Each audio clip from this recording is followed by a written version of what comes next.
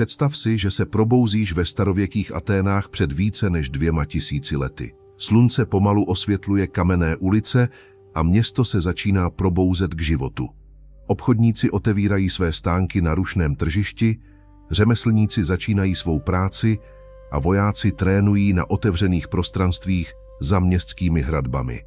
Mezitím se na náměstí scházejí lidé, aby diskutovali o politice, filozofii a budoucnosti města, které se stalo jedním z nejvlivnějších míst starověkého světa.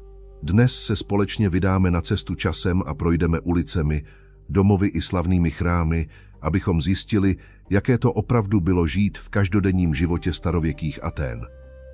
Uvidíš, jak lidé pracovali, jak obchodovali na tržišti, jak přemýšleli o světě a jak fungovala demokracie, která změnila dějiny. Projdeme se mezi stánky na agoře, vystoupáme ke chrámům na vrcholu Akropole a nahlédneme do života obyčejných obyvatel tohoto fascinujícího města. Pokud tě baví objevovat historii tímto způsobem a chceš s námi cestovat do různých období minulosti, podpoř tento kanál, dej like, přihlas se k odběru a pomoz nám dosáhnout našeho prvního cíle 500 odběratelů. Také napiš do komentáře, z jaké země nás sleduješ, protože nás opravdu zajímá, odkud naši diváci přicházejí. A teď se připrav, protože společně vstoupíme do světa starověkých Atén a zjistíme, jaké to bylo tam skutečně žít. Probouzíš se brzy ráno ve svém jednoduchém domě z kamene a hlíny, zatímco první paprsky slunce začínají osvětlovat střechy starověkých Atén. Vzduch je ještě chladný a ulice jsou tiché, jen občas je slyšet kroky někoho, kdo už začal svůj den. Otevřeš dřevěné dveře a vyjdeš ven do úzké ulice, kde se mezi kamennými domy pomalu začíná objevovat život. V dálce nad městem se tyčí Akropole, její chrámy se rýsují proti ranní obloze a připomínají sílu a slávu tohoto města. Jak se ulice postupně probouzí, lidé začínají vycházet ze svých domovů. Řemeslníci si připravují nástroje, obchodníci nesou koše s ovocem, chlebem a keramikou směrem k tržišti. Z oken domů se ozývají hlasy rodin, které začínají svůj každodenní život. Někteří muži míří k agoře, kde se bude během dne obchodovat i diskutovat o politice a filozofii, zatímco jiní se vydávají pracovat do dílen nebo na pole za městem. Pomalu začínáš chápat rytmus tohoto města. Atény nejsou jen místem velkých filozofů a slavných chrámů, ale také domovem tisíců obyčejných lidí, kteří každý den pracují, obchodují a snaží se zajistit život pro své rodiny. Každý krok po těchto kamenných ulicích odhaluje další část jejich světa. A toto je teprve začátek dne ve městě, které jednou ovlivní celé dějiny. Jak slunce stoupá výš nad městem, ulice starověkých Atén se rychle zaplňují životem. Lidé vycházejí ze svých domovů a úzké kamenné uličky se brzy promění v rušné cesty plné pohybu. Řemeslníci otevírají své dílny, zatímco z nich vycházejí zvuky kladiv, pil a dalších nástrojů. Muži nesou zboží na dřevěných vozících, ženy přenášejí koše s potravinami a děti se pohybují mezi dospělými, zvědavě pozorujíce svět kolem sebe. Pokračuješ dál ulicí a začínáš si všímat různých druhů práce, které drží město v chodu.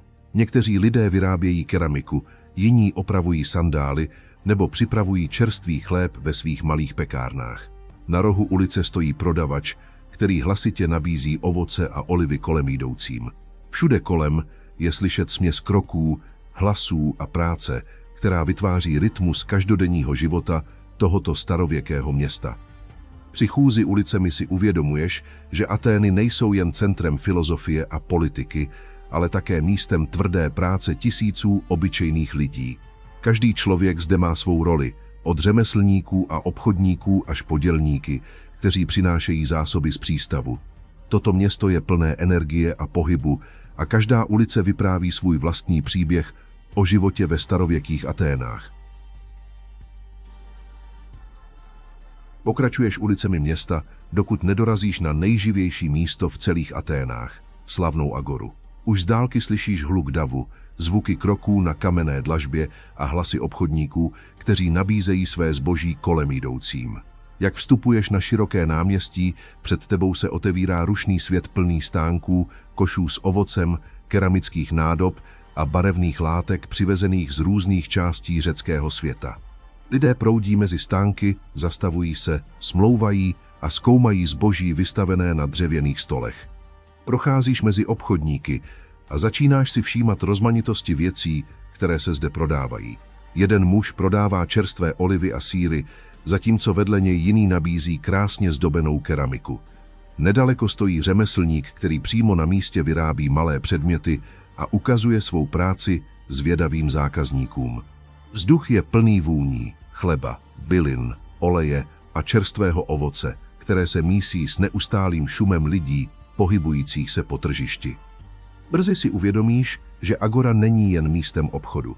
Je to také centrum setkávání, kde lidé sdílejí novinky, diskutují o politice nebo jen pozorují ruch kolem sebe. Někteří stojí ve skupinkách a živě debatují, zatímco jiní jen sedí ve stínu sloupů a sledují proud lidí. Na tomto místě se setkává celý život Atén, obchod, rozhovory, práce i každodenní příběhy obyvatel tohoto slavného města. Pokud vás zatím naše cesta starověkými Aténami baví, nezapomeňte dát videu like a přihlásit se k odběru kanálu. Pomáhá nám to pokračovat v tvorbě dalších kreslených příběhů z historie. Naším dalším cílem je dosáhnout 500 odběratelů, takže pokud chcete vidět další dobrodružství v minulosti, přidejte se k nám a buďte u toho.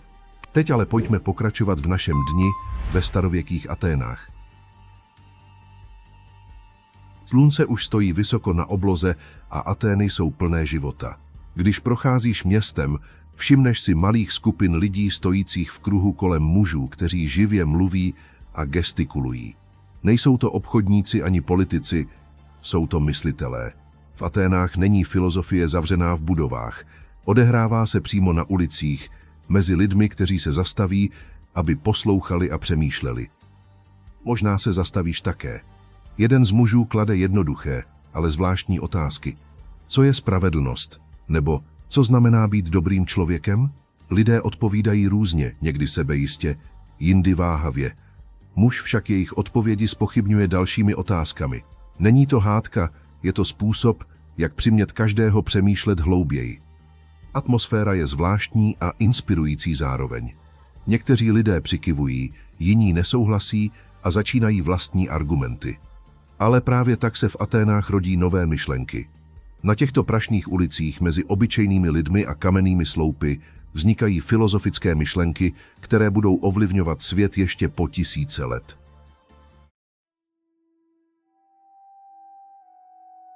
Představ si, že jsi mladý chlapec vyrůstající v Aténách. Tvůj den nezačíná jen prací nebo hrou, ale především učením.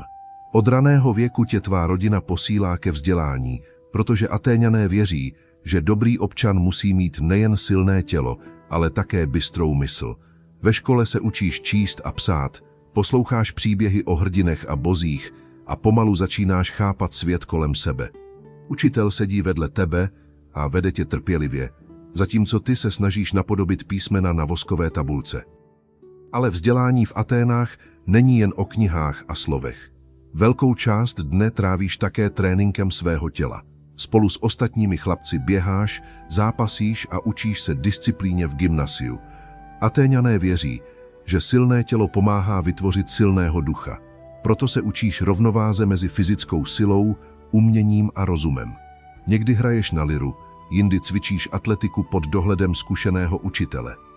A jak roky plynou, pomalu si začínáš uvědomovat, že toto vzdělání není jen pro tebe samotného.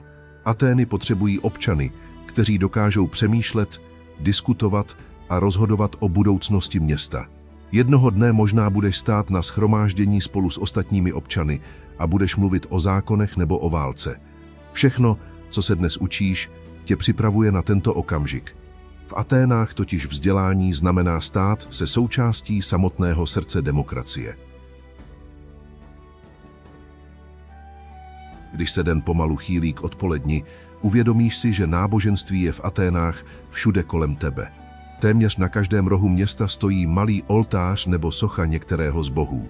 Lidé se na chvíli zastaví, zapálí malé obětní kadidlo nebo položí jednoduchý dar, jako je chléb, ovoce nebo víno.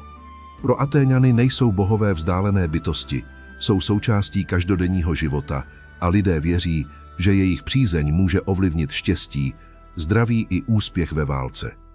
Když se podíváš směrem k vrcholu města, uvidíš něco opravdu impozantního. Nad Aténami se tyčí Akropolis, posvátný kopec plný chrámů. Největší z nich je chrám zasvěcený bohyni Aténě, ochránkyni města. Lidé sem přicházejí s obětinami, modlitbami a prosbami o ochranu. Kněží a kněžky se starají o posvátné rituály, zatímco občané pozorují ceremonie, které se konají před chrámem.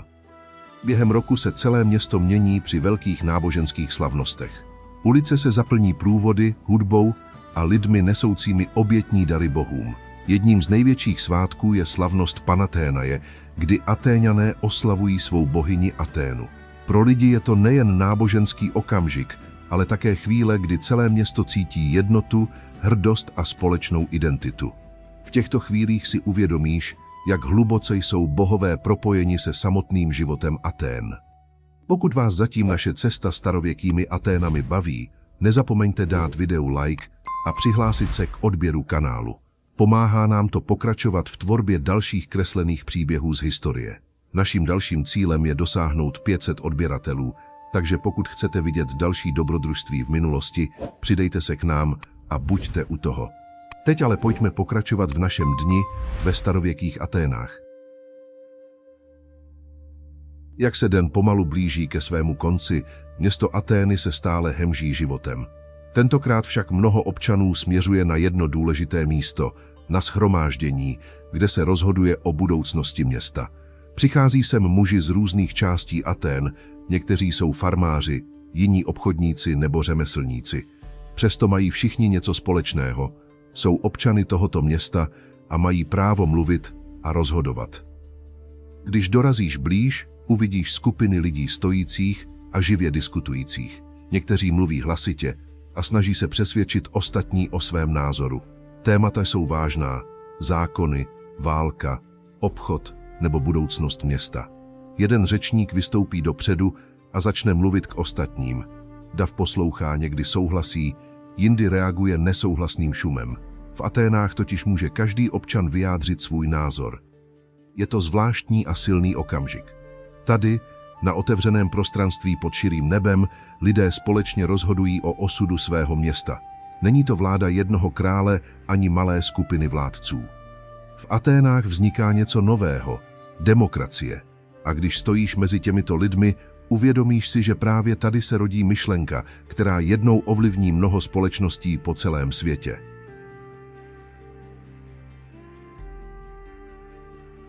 Slunce se pomalu začíná sklánět k obzoru a město Atény se mění.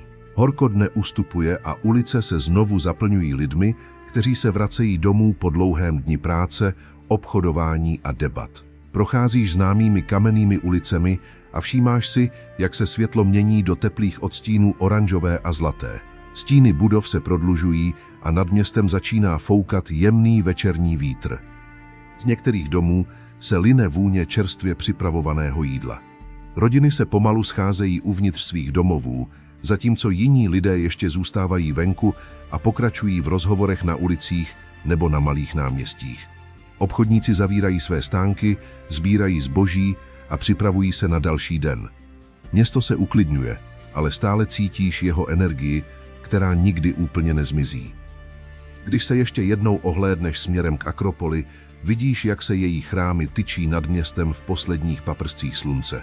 Atény nejsou jen městem kamene a ulic. Jsou místem myšlenek, diskuzí, umění a víry.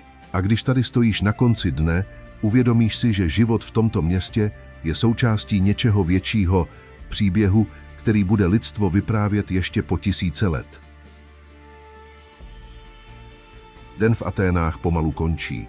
Ulice se uklidňují, poslední lidé mizí ve svých domech a město se ponořuje do ticha večera. Když se ještě jednou rozhlédneš kolem sebe, uvědomíš si, kolik věcí si dnes viděl. Trhy plné života, chrámy věnované bohům, občany diskutující o budoucnosti svého města i obyčejné lidi, kteří zde každý den žijí svůj život. Atény nejsou jen starověké ruiny z učebnic dějepisu. Jsou to skutečné místo plné příběhů, rozhodnutí a lidí, kteří formovali svět.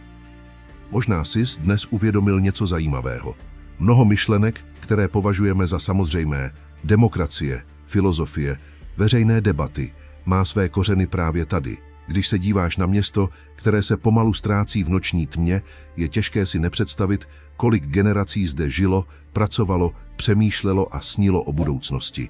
A právě tyto příběhy z minulosti nám dnes pomáhají lépe pochopit svět, ve kterém žijeme. Pokud se ti tato cesta do minulosti líbila, nezapomeň dát videu like a přihlásit se k odběru kanálu. Pomáhá nám to pokračovat v tvorbě dalších kreslených příběhů z historie. Naším dalším cílem je dosáhnout 500 odběratelů, takže pokud chceš s námi objevovat další města, civilizace a každodenní život v dávných dobách, přidej se k nám. A než odejdeš, napiš do komentářů, do jakého historického města bychom se měli podívat příště.